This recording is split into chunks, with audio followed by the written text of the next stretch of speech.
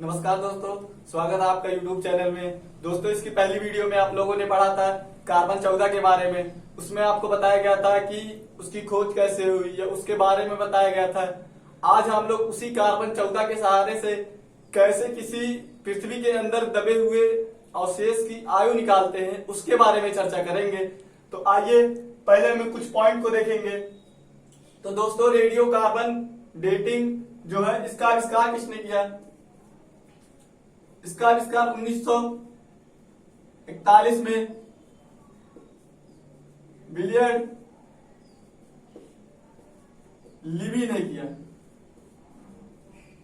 जिसके कारण वह 1960 में रसायन का नोबेल पुरस्कार दिया गया।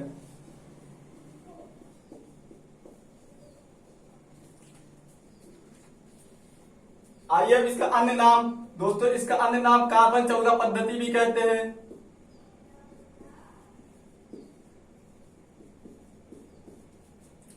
फिर रेडियो तरंगार काल निर्धारण भी कहते हैं।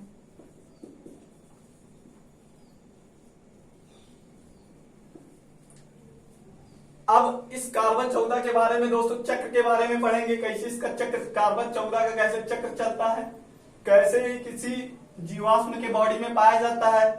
तो आइए इस चक्र के बारे में पढ़ेंगे।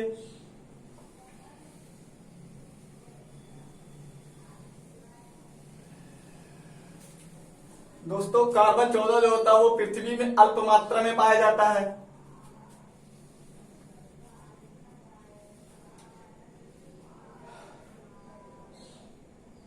ये जो कार्बन 14 दोस्तों जो अल्प मात्रा में पाया जाता है, ये जो होता है वातावरण के ऑक्सीजन से प्रतिक्रिया करके अपना कार्बन डाइऑक्साइड बनाता है।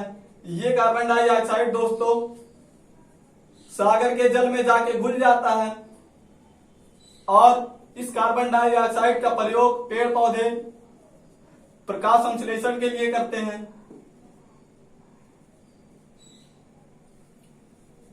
प्रकाश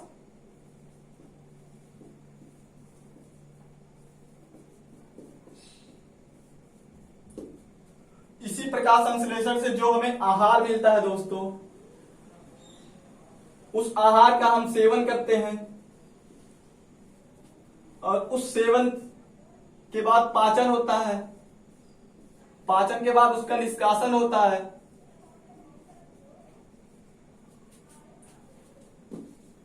उसका निष्कासन होता है।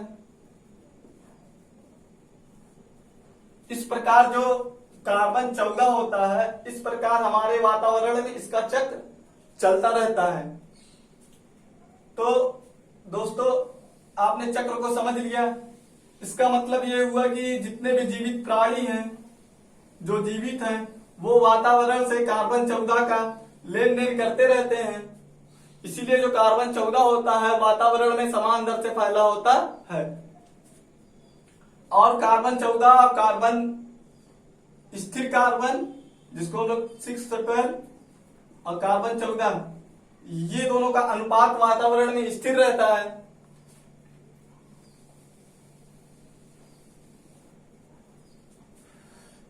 ये जो रेडियोधर्मी क्षय दोस्तों, जब कोई जीवित प्राणी मृत हो जाता है और पृथ्वी के अंदर दब जाता है,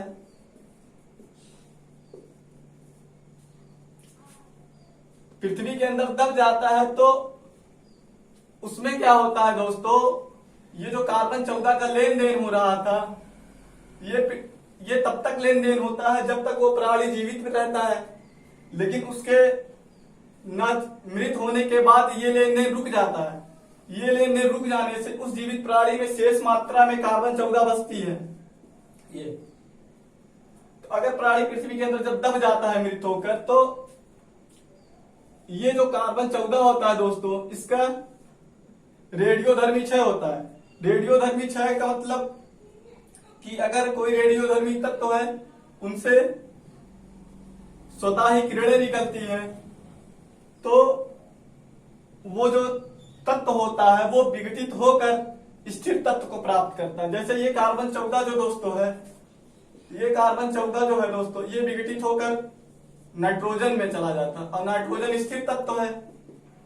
और एक बीटा क्षय होता है और साथ में एक एंटी न्यूट्रिनो।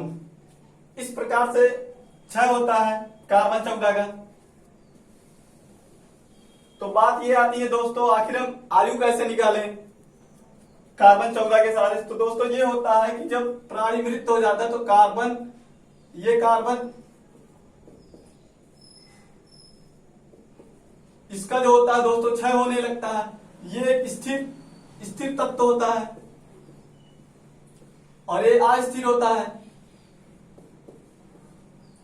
इसका दोस्तों जो क्षय होता है, इन दोनों का अनुपात वातावरण में निश्चित रहता है। इसका जो क्षय होता है दोस्तों वो 5730 साल में आधा होता है।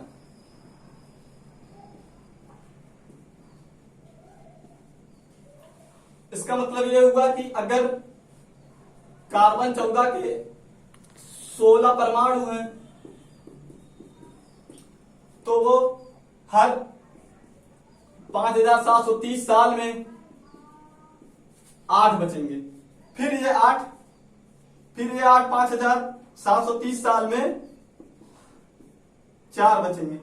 इसी 5730 साल को इस कार्बन 14 का अर्धायु कहते हैं। अर्धायु का मतलब ये किसी रेडियो तत्व की अर्धायु वह होती है जो उस परमाणु की उस साल में उस परमाणु की संख्या को घटाकर आधा कर देती है। ठीक दोस्तों, तो इस प्रकार ये जो अनुपात रहता है, तो जब मृत होने के बाद इसका क्षय शुरू हो जाता है तो इस क्षय से क्या होता है, इस कार्बन और इस कार्बन के बीच अंतर उत्पन्न हो जाता है। उस अंतर के सहारे से हम उसकी आयु की गणना कर लेते हैं और इसके लिए कुछ सूत्र भी बनाया गया है दोस्तों। n = n0e λt। ठीक दोस्तों, बस यही